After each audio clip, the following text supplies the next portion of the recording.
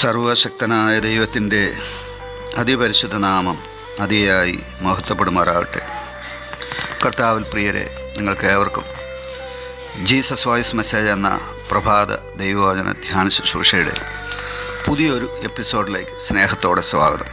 അല്പസമയ ധ്യാനത്തിന് ഒരു വചനം വായിക്കുന്നു. സദൃശവാക്യങ്ങൾ അധ്യായം 16 3 തിരുവചനം.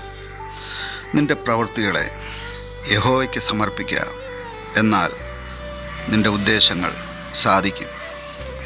കർത്താവിൽ പ്രിയരെ, നാം വായിച്ചു കേട്ട ജ്ഞാനികളിൽ ജ്ഞാനിയായ ശലോമോൻ രാജാവ് വഴി ദൈവത്തിൻ്റെ പരിശുദ്ധാത്മാവ് എഴുതിയ സദൃശവാക്യങ്ങൾ 16 അധ്യായം 3 തിരുവചനത്തിൽ കാര്യം സാധിക്കുവാൻ എങ്ങനെ സാധിക്കും? അതെ, കാര്യങ്ങൾ സാധിക്കുവാൻ നമ്മുടെ ഉദ്ദേശങ്ങൾ, നമ്മുടെ ആഗ്രഹങ്ങൾ, നമ്മുടെ അഭിലാഷങ്ങൾ, നമ്മുടെ ഇഷ്ടങ്ങൾ, ചുരുക്കത്തിൽ നമ്മുടെ പ്രവൃത്തികൾ, അവ ഉദ്ദിഷ്ട കാര്യസാധ്യമായി തീരുവാൻ നാം എന്താണ് ചെയ്യേണ്ടത്? ഈ ചോദ്യത്തിൻ്റെ ഉത്തരമാണ് ഇന്ന് പ്രഭാതത്തിൽ പരിശുദ്ധാത്മാവ് ഈ വചനത്തിലൂടെ നൽകുന്നത്. ഈ വചനത്തിൽ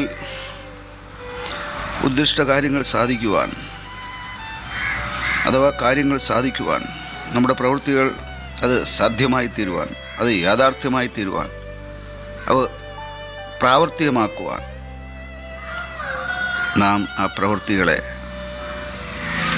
യഹോവയ്ക്ക് അഥവാ സർവശക്തനായ ദൈവകരങ്ങളിൽ സമർപ്പിക്കേണ്ടതുണ്ട് എന്നാണ് ഇവിടെ പറഞ്ഞിരിക്കുന്നത്. ദൈവകരങ്ങളിൽ സമർപ്പിതമായ ഓരോ പ്രവൃത്തിയും അത്ഭുതകരമായി തീരും. ആ കാര്യം വീണ്ടും പറയട്ടെ, നാം ഏതൊരു കാര്യമാണോ പ്രാർത്ഥനയിൽ ദൈവസന്നിധിയിൽ സമർപ്പിച്ച് അതിനുവേണ്ടി കാത്തിരിക്കുന്നത്, ആ പ്രവൃത്തി അത്ഭുതകരമായി തീരും. എന്തുകൊണ്ടെന്നാൽ നാം ആ ആഗ്രഹം അഥവാ ആ ഇഷ്ടം, ആ യാചന, ആ അപേക്ഷ, ആ നാം ആഗ്രഹിക്കുന്ന നന്മ, അത് ചോദിച്ച്, യാചിച്ച്, അപേക്ഷിച്ച് അതിനായി ആശ്രയിച്ചത് സർവശക്തനായ അത്ഭുതമന്ത്രിയായ ദൈവത്തിൻ്റെ കരങ്ങളിലാണ്. അതുകൊണ്ട് അത് സാധ്യമായി തീരുവാൻ ഇടയാകും. വിശുദ്ധ വേദപുസ്തകത്തിൽ ഇപ്രകാരം ഉദ്ദിഷ്ട കാര്യങ്ങൾ അഥവാ ആഗ്രഹിച്ച കാര്യങ്ങൾ സാധ്യമായി തീർന്ന നിരവധി അനവധി ഉപമകളും ഉദാഹരണങ്ങളും രേഖപ്പെടുത്തിയിട്ടുണ്ട്. ചില വ്യക്തികളെങ്കിലും അവരുടെ ഉദ്ദിഷ്ട കാര്യങ്ങൾ ദൈവസന്നിധിയിൽ സമർപ്പിക്കാതെ മുന്നോട്ട് പോയിട്ടുണ്ട്.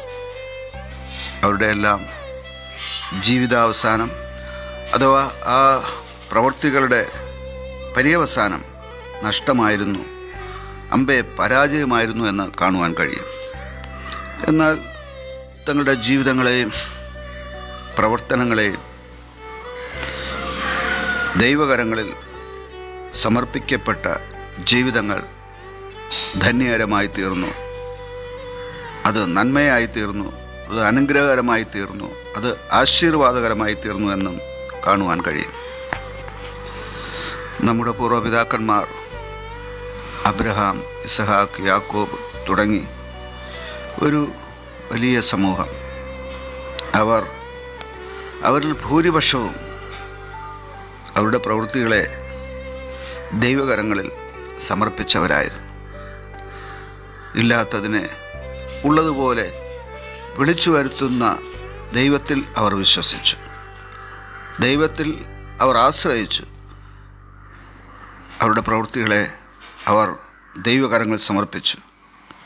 അതുകൊണ്ട് തന്നെ അവർ വിശ്വാസവീരന്മാരായി തീർന്നു. അവർ ദൈവത്തിൻ്റെ സ്നേഹിതൻ എന്ന ആ പേരിന് അർഹരായിത്തീർന്നു. അതുപോലെ എൻ്റെ ദാസൻ എന്ന പേരിന് അവർ യോഗ്യരായിത്തീർന്നു. എൻ്റെ ജനമെന്ന് വിളിക്കുവാൻ ദൈവം മടിക്കുന്നില്ല ഇസ്രായേലിനെ കുറിച്ച്. കാരണം അവരുടെ സമർപ്പണം അത്രയും ഊർജ്ജസ്വലമായിരുന്നു. പിന്നത്തേതിൽ അവർ തെറ്റിപ്പോയി എന്നുള്ളത് ഒരു യാഥാർത്ഥ്യമാണെങ്കിലും ഇസ്രായേൽ ജനത്തിൻ്റെ ആദ്യ സ്നേഹം വളരെ ഈടുറ്റതായിരുന്നു. അവർ വീണുപോയത് അവരുടെ പാപങ്ങൾ നിമിത്തമായിരുന്നു.